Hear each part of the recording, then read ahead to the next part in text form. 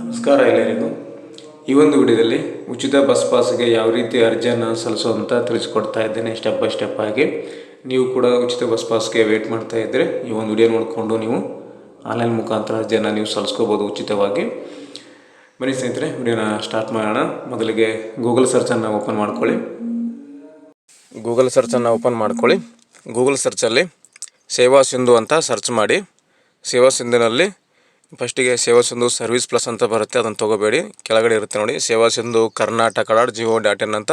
ಇದನ್ನು ಕ್ಲಿಕ್ ಮಾಡ್ಕೊಳ್ಳಿ. ಕ್ಲಿಕ್ ಮಾಡ್ಕೊಂಡಾಗ ನಿಮಗೆ ಈ ರೀತಿಯಾಗಿ ಓಪನ್ ಆಗುತ್ತೆ. ಇದನ್ನು ಕ್ಯಾನ್ಸಲ್ ಮಾಡಿಕೊಂಡು ಕೆಳಗಡೆ ಸ್ಕ್ರಾಲ್ ಡೌನ್ ಮಾಡಿ ಬಸ್ ಪಾಸ್ ಅಂತ ಒಂದು ಆಪ್ಷನ್ ಇದೆ ನೋಡಿ, ವಿದ್ಯಾರ್ಥಿ ಬಸ್ ಪಾಸ್ ಅಂತ.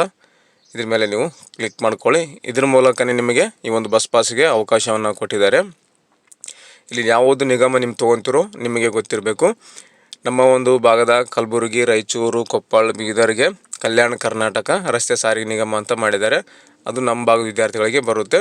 ಇಲ್ಲಿ KSRTC ಬೆಂಗಳೂರು ಅಥವಾ ಬೇರೆ ಬೇರೆ ಜಿಲ್ಲೆಗಳಿಗೆ ಮಾಡಿರ್ತಾರೆ. ಮತ್ತು ಇಲ್ಲಿ ವಾಯು ಕರ್ನಾಟಕ ರಸ್ತೆ ಸಾರಿಗೆ ನಿಗಮ ಅಂತಿದೆ. ಇವು ಯಾವ ಜಿಲ್ಲೆಗಳಿಗೆ ಬರುತ್ತವೆ, ನಿಮ್ಮ ಊರಿನಲ್ಲಿ ಜಾಸ್ತಿ ಯಾವ ಬಸ್ ಓಡಾಡ್ತಾವೆ ಗೊತ್ತಿಲ್ಲ ಅಂದರೆ ನಿಮಗೆ ಯಾರನ್ನಾದ್ರೂ ಕೇಳ್ಕೊಳ್ಳಿ, ಯಾವುದು ಸಾರಿಗೆ ನಿಗಮ ಬರುತ್ತೆ ನಿಮ್ಮದು ಅಂತ ತಿಳ್ಕೊಂಡು ಸೆಲೆಕ್ಟನ್ನು ಮಾಡ್ಕೊಳ್ಳಿ.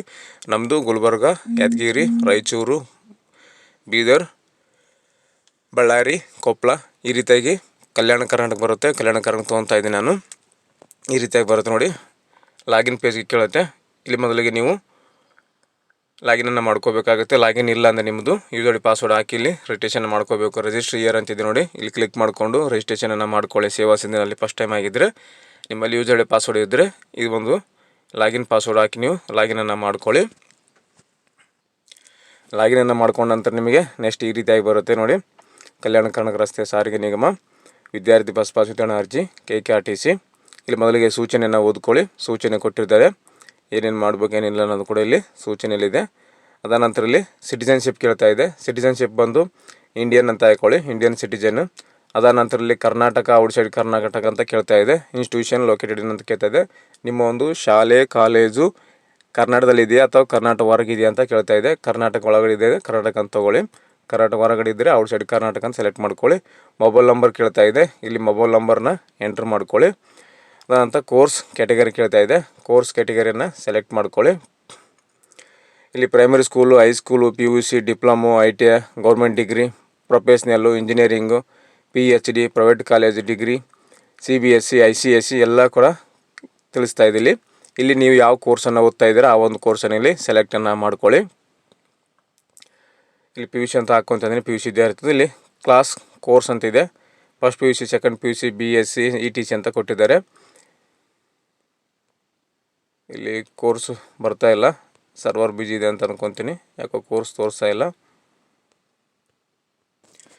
ಕೋರ್ಸ್ ಡೀಟೇಲ್ ಬರ್ತಾ ಇಲ್ಲ. ಸರ್ವರ್ ಬಿಜಿಯಿಂದ ಬರ್ತಾ ಇಲ್ಲ ಅನ್ಕೊಂಡಿನಿ. ಮತ್ತು ಇಲ್ಲಿ ಬಂದಿಲ್ಲ ಅಂದರೆ ಏನು ಮಾಡಬೇಕು, ಆಧಾರ್ ಅಥೆಂಟಿಕೇಷನ್ ಮಾಡ್ಕೊಳ್ಳೋಣ. ಮೊದಲಿಗೆ ಇಲ್ಲಿ ಆಧಾರ್ ಅಥೆಂಟಿಕೇಟ್ ಅಂತಿದೆ ನೋಡಿ, ಆಧಾರ್ ಅಥೆಂಟಿಕೇಟ್ ಮೇಲೆ ಕ್ಲಿಕ್ ಮಾಡ್ಕೊಳ್ಳಿ. ನೋಡಿ ಸರ್ವರ್ ಬಿಜಿ ಇದೆ. ಕ್ಲಿಕ್ ಮಾಡ್ಕೊಂಡಾಗ unauthorized access is denied due to invalid credential ಅಂತ ಬಂದಿದೆ. ಸೊ ಮತ್ತೊಮ್ಮೆ ಟ್ರೈ ಮಾಡೋಣ. ಯಾಕೆಂದರೆ ಇವತ್ತೇ ಬಸ್ ಪಾಸ್ ಓಪನ್ ಆಗಿದೆ, ಇವತ್ತಿಂದ ಸ್ಟಾರ್ಟ್ ಆಗಿದೆ. ಹಾಗಾಗಿ ಸಿಕ್ಕಾಪಟ್ಟೆ ಜನ ವಿದ್ಯಾರ್ಥಿಗಳು ಆನ್ಲೈನ್ ಅಪ್ಲಿಕೇಶನ್ ಹಾಕ್ತಿರ್ತಾರೆ. ಹಾಗಾಗಿ ಸರ್ವರ್ ಸಿಗ್ತಿರಲ್ಲ. ಸೊ ನೀವು ಇವತ್ತು ನಾಳೆ ನಾಡಿದ್ದು ಟ್ರೈ ಮಾಡ್ಕೊಳ್ಳಿ. ಇನ್ನೊಮ್ಮೆ ಟ್ರೈ ಮಾಡ್ತೀನಿ. ನಾನು ಲಾಗೌಟ್ ಮಾಡಿದೆ, ಸರ್ವರ್ ಹೋಗಿದ್ರ ಕಾರಣ ಲಾಗೌಟ್ ಮಾಡಿ ರೀಲಾಗಿನನ್ನು ಮಾಡ್ಕೊಂಡಿದ್ದೀನಿ. ಸೊ ಇವಾಗ ನಾನು ಕೋರ್ಸನ್ನು ಸೆಲೆಕ್ಟ್ ಮಾಡ್ಕೊಂಡಿದ್ದೀನಿ PUC ಅಂತ. ನಂತರ ಫಸ್ಟ್ PUCದು ಹಾಕ್ತಾಯಿದ್ದೀನಿ. ಫಸ್ಟ್ ಇಯರ್ ಸೆಕೆಂಡ್ ಇಯರ್ ಅಂತ ನೋಡಿ, course details first year second year ಅಂತ ಕೇಳ್ತದೆ. ಫಸ್ಟ್ ಇಯರು ಮೊಬೈಲ್ ನಂಬರ್ ಏನು ಹಾಕ್ತಿರಲ್ಲ ಮೇಲ್ಗಡೆ, ಮೊಬೈಲ್ ನಂಬರ್ ಹಾಕಿದ ತಕ್ಷಣ ನಿಮಗೆ ಒಂದು OTP ಬರುತ್ತೆ. OTP ಹಾಕಿ ನೀವು ಸಬ್ಮಿಟ್ ಮಾಡಿದರೆ ಮೊಬೈಲ್ ನಂಬರು ವೆರಿಫೈ ಆಗುತ್ತೆ. ನಿಮಗೆ ಕಂಪಲ್ಸರಿ ಯಾವ ನಂಬರ್ ಹಾಕ್ತೀರ ಆ ನಂಬರ್ಗೆ OTP ಹೋಗುತ್ತೆ. ಅದರ ನಂತರ ಮತ್ತೆ ಕೋರ್ಸ್ ಅಂತ ಕೇಳ್ತಾ ಇದೆ. Pre university course first second ಅಂತ ಬಂದಿದೆ. ಅದ ನಂತರ ಗೆಟ್ ಡೀಟೇಲ್ಸ್ ಅಂತ ಕ್ಲಿಕ್ ಮಾಡಿ. Please validate Aadhaar before clicking get details ಅಂತಿದೆ. ಸೊ ಆಧಾರ್ ವೆರಿಫೈ ಮಾಡಿದ ನಂತರನೇ ಡೀಟೇಲ್ಸ್ ಬರುತ್ತೆ ಅಂತ ಕೊಟ್ಟಿದೆ. ಗೆಟ್ ಆಧಾರ್ ಅಥೆಂಟಿಕೇಷನ್ ಅಂತ ಕ್ಲಿಕ್ ಮಾಡಿ. ಕ್ಲಿಕ್ ಮಾಡಿದಾಗ ಈ ರೀತಿಯಾಗಿ ಬರುತ್ತೆ. ಚೂಸ್ ಅಂತ ಕೊಟ್ಟಿದ್ದಾರೆ. ಮೊಬೈಲಲ್ಲಿ ಆಗ್ತಾಯಿಲ್ಲ, ಡೆಸ್ಕ್ಟಾಪ್ ಆಗ್ತದೆ ಅಂತ ಕ್ಲಿಕ್ ಮಾಡ್ಕೊಳ್ಳಿ. ಕ್ಲಿಕ್ ಮಾಡಿಕೊಂಡು ಈ KYC ಬಂದಿದೆ. ನಿಮ್ಮ ಒಂದು ಆಧಾರ್ ಕಾರ್ಡ್ ಸಂಖ್ಯೆನ ಇಲ್ಲಿ ಹಾಕಬೇಕು. ಆಧಾರ್ ಕಾರ್ಡ್ ಹಾಕಿಸಿ ಟಿಕ್ ಮಾಡಿಕೊಂಡು ಕೆಳಗಡೆ OTP ಅಂತಿರುತ್ತೆ, OTP ಕ್ಲಿಕ್ ಮಾಡಿ. ಆಧಾರ್ ಕಾರ್ಡಿಗೆ ಮೊಬೈಲ್ ನಂಬರ್ ಲಿಂಕ್ ಇರೋ OTP ಬರುತ್ತೆ. OTP ಹಾಕಿ ಸಬ್ಮಿಟನ್ನು ಮಾಡ್ಕೊಳ್ಳಿ. ನೋಡಿ ಆಧಾರ್ ಕಾರ್ಡ್ OTP ಹಾಕಿ ನಾನು ಸಬ್ಮಿಟ್ ಅಂತ ಕೊಟ್ಟಿದ್ದೀನಿ. ಕೊಟ್ಟ ನಂತರ ಇಲ್ಲಿ ಗೆಟ್ ಡೀಟೇಲ್ಸ್ ಅಂತಿದೆ ನೋಡಿ, ಇದ್ರ ಮೇಲೆ ಕ್ಲಿಕ್ ಮಾಡ್ಕೊಳ್ಳಿ. ಗೆಟ್ ಡೀಟೇಲ್ಸ್ ಅಥವಾ ಇಲ್ಲಿ click here to get details ಅಂತ ಕೆಳಗೆ ಬಂದಿದೆ ನೋಡಿ, ಇದನ್ನು ಕ್ಲಿಕ್ ಮಾಡ್ಕೊಳ್ಳಿ. ನೋಡಿ ಗೆಟ್ ಡೀಟೇಲ್ಸ್ ಅಂತ ಕೊಟ್ಟ ನಂತರ ನಿಮಗೆ ಈ ರೀತಿಯಾಗಿ ಸ್ಟೂಡೆಂಟ್ ಡೀಟೇಲ್ಸ್ ಬರುತ್ತೆ. ಆಧಾರ್ ಕಾರ್ಡ್ನಲ್ಲಿ ಅವರ ಒಂದು ಹೆಸರು, ತಂದೆ ಹೆಸರು, photo, male or female, date of birth ಎಲ್ಲ ಕೂಡ ಇಲ್ಲಿ ನಿಮಗೆ ಶೋ ಆಗುತ್ತೆ. ಇದೆಲ್ಲ ಕರೆಕ್ಟಾಗಿ ಬಂದಿದೆಯಲ್ಲ ಅಂತ ನೋಡ್ಕೊಳ್ಳಿ. ಆಧಾರ್ ಡೀಟೇಲ್ಸು ಕರೆಕ್ಟಾಗಿದ್ದರೆ ಮತ್ತು ಕೆಳಗಡೆ ಸ್ಕ್ರಾಲ್ ಡೌನ್ ಮಾಡ್ಕೊಳ್ಳಿ. ಸ್ಕ್ರಾಲ್ ಡೌನ್ ಮಾಡ್ಕೊಂಡಾಗಲಿ ಕ್ಯಾಟಗರಿ ಕೇಳುತ್ತೆ, ನೀವು ಯಾವ ಸಮುದಾಯಕ್ಕೆ ಸೇರಿದವರು ಅಂತ ಕ್ಯಾಟಗರಿ ಕೇಳ್ತಾ ಇದೆ. ಈ ಒಂದು ಕ್ಯಾಟಗರಿಯನ್ನು ಸೆಲೆಕ್ಟ್ ಮಾಡ್ಕೊಳ್ಳಿ. SC ST ಅದರ್ಸ್ ಅಂತಿದೆ. ಸೊ ಇಲ್ಲಿ SC ST ಆಗಿದ್ದರೆ ಎಷ್ಟು ತೊಗೊಳ್ಳಿ, ಅದರ್ಸ್ ಇದ್ದರೆ ಅದರ್ಸ್ ಅಂತ ತೊಗೊಳ್ಳಿ. ಅದರ್ಸ್ ಅಂತ ತೊಗೊಂಡಿನಿ. ಅದಂತ ಎಂಟರ್ ಸ್ಟೂಡೆಂಟ್ ID ಅಂತಿದೆ. ಇಲ್ಲಿ ಸ್ಟೂಡೆಂಟ್ ಐಡಿಯನ್ನು ಹಾಕಬೇಕಾಗುತ್ತೆ. ವಿದ್ಯಾರ್ಥಿದು SATS ID ಹಾಕ್ಕೊಳ್ಳಿ. ಈಗ ಫಸ್ಟ್ PUC ಅಡ್ಮಿಷನ್ ಮಾಡಿದ್ದಾರೆ. ಫಸ್ಟ್ PUC ಇನ್ನೂ ಕೂಡ ಕಾಲೇಜಲ್ಲಿ ಯಾವುದೇ ಥರ ಸ್ಟೂಡೆಂಟ್ ಐಡಿಯನ್ನು ಕೊಟ್ಟಿರೋದಿಲ್ಲ. ಹಾಗಾಗಿ ಇಲ್ಲಿ ಸ್ಟೂಡೆಂಟ್ ID ಬಂದು SATS ನಂಬರ್ ಹಾಕ್ಕೊಳ್ಳಿ, ಅಥವಾ SSP ಸ್ಕಾಲರ್ಶಿಪ್ ID ಇರುತ್ತಲ್ಲ, ಆ ಒಂದು SSP ಸ್ಕಾಲರ್ಶಿಪ್ ಐಡಿಯನ್ನು ಹಾಕ್ಕೊಳ್ಳಿ. ಸ್ಟೂಡೆಂಟ್ ನೇಮು, ಅಡ್ರೆಸ್ಸು, ಅದರ ನಂತರ ಇಲ್ಲಿ ಯೂನಿವರ್ಸಿಟಿ ಎಲ್ಲ ಕೇಳ್ತಾ ಇದೆ. ಇಲ್ಲಿ ಆಟೋಮೆಟಿಕ್ಕಾಗಿ ಬಂದುಬಿಡುತ್ತೆ ನಿಮ್ಮ ಸ್ಟೂಡೆಂಟ್ ID SATS ID ಹಾಕಿದರೆ ನಿಮಗೆ ಇಲ್ಲಿ ಶೋ ಆಗುತ್ತೆ. ಆನಂತರ ಅಲ್ಲಿ ಡಿಸ್ಟಿಕನ್ನು ಸೆಲೆಕ್ಟ್ ಮಾಡ್ಕೊಳ್ಳಿ. ಆನಂತರ ತಾಲೂಕನ್ನು ಸೆಲೆಕ್ಟ್ ಮಾಡ್ಕೊಳ್ಳಿ. ಇನ್ಸ್ಟಿಟ್ಯೂಷನ್ ನೇಮ್ ತಾಲೂಕು ಅಂತ ಕೇಳ್ತಾ ಇದೆ. ಈ ಒಂದು ತಾಲೂಕನ್ನು ಸೆಲೆಕ್ಟ್ ಮಾಡ್ಕೊಳ್ಳಿ.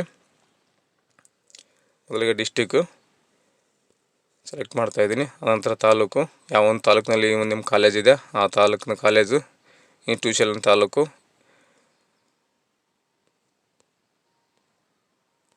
ಇಲ್ಲಿ ತೋರಿಸುತ್ತೆ ಯಾವ ಕಾಲೇಜಲ್ಲಿದೆ ಅಂತ.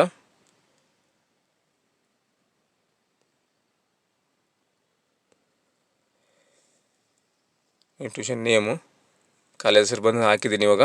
ಅದಂತ ಇನ್ಸ್ಟಿಟ್ಯೂಷನ್ ಅಡ್ರೆಸ್ ಕೇಳ್ತಾ ಇದೆ. ಕೇರ್ಫುಲ್ಲಾಗಿ ಹಾಕಬೇಕು.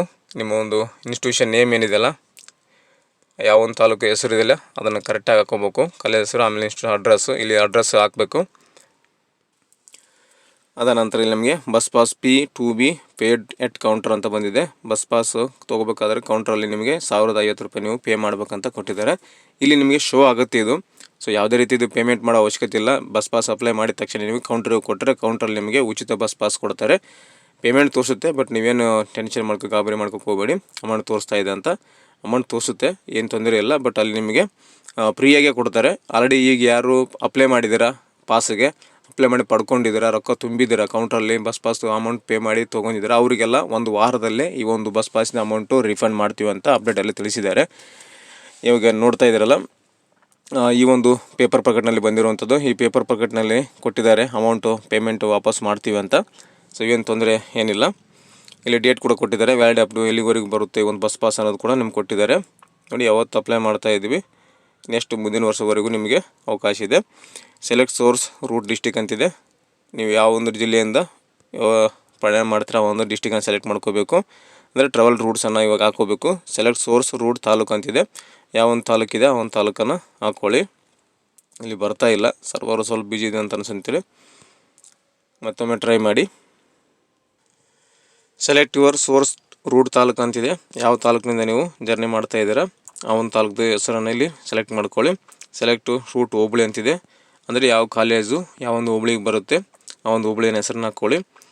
ನಿಮ್ಗೆ ಗೊತ್ತಿಲ್ಲ ಅಂದರೆ ಯಾರಾದರೂ ಕೇಳ್ಕೊಳ್ಳಿ, ಹೋಬಳಿ ಗೊತ್ತಿಲ್ಲ ಅಂದರೆ. ಮತ್ತು ರೂಟ್ ಇದೆ, ಯಾವೊಂದು ಹಳ್ಳಿಯಿಂದ ಯಾವೊಂದು ವಿಲೇಜಿಂದ ನೀವು ಡೈಲಿ ಬರ್ತೀರಾ ಕಾಲೇಜಿಗೆ ಆ ಒಂದು ವಿಲೇಜ್ ಹೆಸರನ್ನು ಇಲ್ಲಿ ಸೆಲೆಕ್ಟನ್ನು ಮಾಡ್ಕೊಳ್ಳಿ. ನಿಯರೆಸ್ಟ್ ಡ್ರಾಪ್ ಪಾಯಿಂಟ್ ಅಂತಿದೆ. ನಿಯರೆಸ್ಟ್ ಡ್ರಾಪ್ ಪಾಯಿಂಟನ್ನು ನೀವು ಸೆಲೆಕ್ಟ್ ಮಾಡ್ಕೋಬೇಕು. ಆ ಒಂದು ಹಳ್ಳಿಯಿಂದ ನೀವು ಜರ್ನಿ ಮಾಡಿದಾಗ ನಿಮಗೆ ಎಲ್ಲಿ ಡ್ರಾಪ್ ಮಾಡಬೇಕು ಆ ಒಂದು ಡ್ರಾಪ್ ಪಾಯಿಂಟನ್ನು ನೀವು ಇಲ್ಲಿ ಸೆಲೆಕ್ಟನ್ನು ಮಾಡ್ಕೋಬೇಕು. ಇದು ನೀವು ಯಾವೊಂದು ರೂಟ್ವರೆಗೆ ಹೋಗ್ತೀರ ಅನ್ನೋದು ಡೀಟೇಲ್ಸನ್ನು ಹಾಕಿದಾಯಿತು. ಅಂದರೆ ಎಲ್ಲಿವರೆಗೆ ನೀವು ಜರ್ನಿ ಮಾಡ್ಬೇಕು ಬಸ್ ಪಾಸಲ್ಲಿ ಅನ್ನೋದು ಡಿಸ್ಟಿಕ್ಕು, ತಾಲೂಕು, ಹೋಬಳಿ, ವಿಲೇಜು ಮತ್ತು ನಿಯರೆಸ್ಟ್ ಡ್ರಾಪ್ ಪಾಯಿಂಟನ್ನು ಕೊಟ್ಟಿದ್ದಾರೆ. ಇದನ್ನು ಹಾಕೋಬೇಕು. ಅಂದರೆ ಎಲ್ಲಿವರೆಗೆ ಹೋಗ್ತೀರ ಅನ್ನೋದು ನಿಮಗೆ ಇಲ್ಲಿ ಕಂಪ್ಲೀಟ್ ಆಯಿತು. ಸೆಲೆಕ್ಟ್ ಡಿವಿಷನ್ ಅಂತಿದೆ. ಸೊ ಈ ಡಿವಿಷನನ್ನು ಸೆಲೆಕ್ಟ್ ಮಾಡ್ಕೋಬೇಕು. ಅಂದರೆ ಇಲ್ಲಿ ಡಿಸ್ಟಿಕನ್ನು ಸೆಲೆಕ್ಟ್ ಮಾಡ್ಕೊಳ್ಳಿ. ಡಿವಿಷನ್ನು ನಾನಿಲ್ಲಿ ಯಾದಗಿರಿ ಅಂತ ತೊಗೊಂಡಿನಿ. ವಿದ್ಯಾರ್ಥಿ ಯಾದಗಿರಿಯಲ್ಲಿ ಬರುತ್ತೆ. ಯಾದಗಿರಿ ಸೆಲೆಕ್ಟ್ ಡಿಪೋ ಅಂತಿದೆ. ಆ ಒಂದು ತಾಲೂಕಿನಲ್ಲಿ ಡಿಪೋ ಇರುತ್ತೆ, ಬಸ್ ಡಿಪೋ. ಆ ಒಂದು ಬಸ್ ಡಿಪೋನ ಸೆಲೆಕ್ಟ್ ಮಾಡ್ಕೋಬೇಕು. ಸುರ್ಪುರ್ ಬಸ್ ಡಿಪೋ ಇದೆ. ಸೆಲೆಕ್ಟ್ ದ ಕೌಂಟರ್ ಅಂತಿದೆ. ಯಾವ ಒಂದು ಕೌಂಟ್ರಲ್ಲಿ ಅಂದರೆ ಯಾವ ತಾಲೂಕಿನಲ್ಲಿ ಕೌಂಟ್ರಲ್ಲಿ ಬಸ್ ಪಾಸ್ ಪಡಿತೀರಾ ಆ ಒಂದು ಬಸ್ ಪಾಸ್ ತಾಲೂಕಿನ ಕೌಂಟರ್ ಹೆಸರಲ್ಲಿ ಹಾಕಬೇಕು. ಇಲ್ಲಿ ಲಿಸ್ಟ್ ಇರುತ್ತೆ ನಿಮಗೆ ಎಲ್ಲೆಲ್ಲಿ ವಿತರಣೆ ಆಗ್ತವೆ ಅನ್ನೋದು. ಆ ಒಂದು ನೋಡಿಕೊಂಡು ಸೆಲೆಕ್ಟನ್ನು ಮಾಡ್ಕೊಳ್ಳಿ ನಿಯರೆಸ್ಟ್ ನಿಮಗೆ. ಮತ್ತು ಇಲ್ಲಿ ಕಾಣ್ತಾ ಇರುವಂಥ ಕ್ಯಾಪ್ಚರ್ ಕೋಡು ಇಲ್ಲಿ ಎಂಟ್ರನ್ನು ಮಾಡ್ಕೊಳ್ಳಿ. ಮಾಡಿಕೊಂಡು ಕೆಳಗಡೆ ಸ್ಕ್ರಾಲ್ ಡೌನ್ ಮಾಡಿ ಇಲ್ಲಿ ಸಬ್ಮಿಟ್ ಅಂತಿದೆ ನೋಡಿ. ಒಂದು ಸಬ್ಮಿಟ್ ಬಟನ್ ಮೇಲೆ ಕ್ಲಿಕ್ ಮಾಡ್ಕೊಳ್ಳಿ. ಸ್ವಲ್ಪ ಲೋಡಿಂಗ್ ತೊಗೊಂಡು ವೆರಿಫೈ ಆಗಿ ನೆಕ್ಸ್ಟ್ ಸ್ಟೆಪ್ಪಿಗೆ ಹೋಗುತ್ತೆ.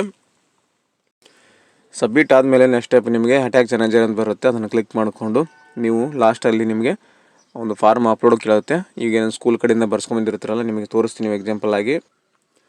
ಈಗ ನೋಡ್ತಾ ಇದ್ದೀರಲ್ಲ, ಕಲ್ಯಾಣ ಕರ್ನಾಟಕ ರಸ್ತೆ ಸಾರಿಗೆ ನಿಗಮದ್ದು ಈ ಒಂದು ಸರ್ಟಿಫಿಕೇಟ್ ಏನಿರುತ್ತಲ್ಲ, ಸ್ಕೂಲ್ ಕಡೆಯಿಂದ ಅಥವಾ ಕಾಲೇಜ್ ಕಡೆಯಿಂದ ಫೋಟೋ ಅಂಟಿಸಿ ನೀವು ಎಲ್ಲಿಂದ ಎಲ್ಲಿಗೂ ಹೋಗಬೇಕು, ನಿಮ್ಮ ಹೆಸರು ಏನು, ಯಾವ ಕ್ಲಾಸಲ್ಲಿ ಸ್ಟಡಿ ಮಾಡ್ತಾ ಇದ್ದೀರ ಅಂತ ಎಲ್ಲ ನೀವು ಫಿಲ್ ಮಾಡಿ ಲಾಸ್ಟಲ್ಲಿ ನಿಮಗೆ ಸ್ಕೂಲ್ ಕಡೆ ಆಗಿದ್ದರೆ ಸ್ಕೂಲ್ ಹೆಡ್ ಮಾಸ್ಟರ್ ಸೈನ್ ಮಾಡಿ ಕೊಡ್ತಾರೆ. ಕಾಲೇಜ್ ಆಗಿದ್ದರೆ ಕಾಲೇಜ್ ಕಡೆಯಿಂದ ಸೀಲ್ ಸೈನ್ ಹಾಕಿ ಕೊಡ್ತಾರೆ ಪ್ರಿನ್ಸಿಪಾಲ್ ಕಡೆಯಿಂದ. ಈ ರೀತಿಯಾಗಿ ಇದನ್ನು ಬರ್ಸ್ಕೊಂಬರ್ಬೇಕು. ಲಾಸ್ಟಲ್ಲಿ ಇದು ನಿಮಗೆ ಅಪ್ಲೋಡ್ ಕೇಳುತ್ತೆ, ಡಿಕ್ಲರೇಷನ್ ಅಂತ.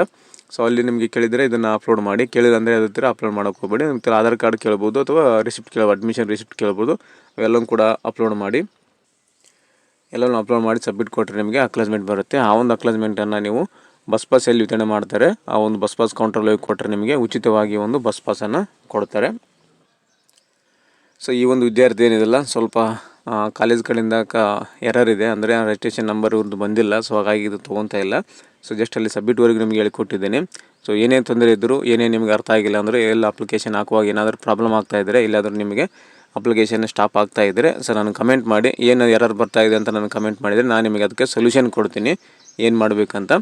ಸ್ನೇಹಿತರೆ, ಈ ರೀತಿಯಾಗಿ ನೀವು ತುಂಬ ಈಸಿಯಾಗಿ ಈ ಒಂದು ಸ್ಟೂಡೆಂಟ್ಗಳ ಉಚಿತ ಬಸ್ ಪಾಸ್ಗೆ ಆನ್ಲೈನ್ ಮುಖಾಂತರ ಅರ್ಜಿಯನ್ನು ಸಲ್ಲಿಸೋದು ಯಾವ ರೀತಿ ಅಂತ ತಿಳಿಸ್ಕೊಟ್ಟಿದ್ದೇನೆ. ಈ ಒಂದು ಮಾಹಿತಿ ನಿಮಗೆ ಉಪಯುಕ್ತ ಆಗಿದೆ ಅನ್ಕೊತೀನಿ. ನೆಕ್ಸ್ಟ್ ವಿಡಿಯೋದಲ್ಲಿ ಮತ್ತೊಂದು ಮಾಹಿತಿಯೊಂದಿಗೆ ಮತ್ತೊಂದು ವಿಡಿಯೋದಲ್ಲಿ ನಿಮ್ಮನ್ನು ಭೇಟಿ ಆಗ್ತೀನಿ. ಅಲ್ಲಿವರೆಗೂ ನಮ್ಮ ವಿಡಿಯೋಸನ್ನು ನೋಡ್ತಾ ಇರಿ, ಸಪೋರ್ಟ್ ಮಾಡಿ ಅಂತ ಹೇಳ್ತಾ thank you. Thanks for the watching.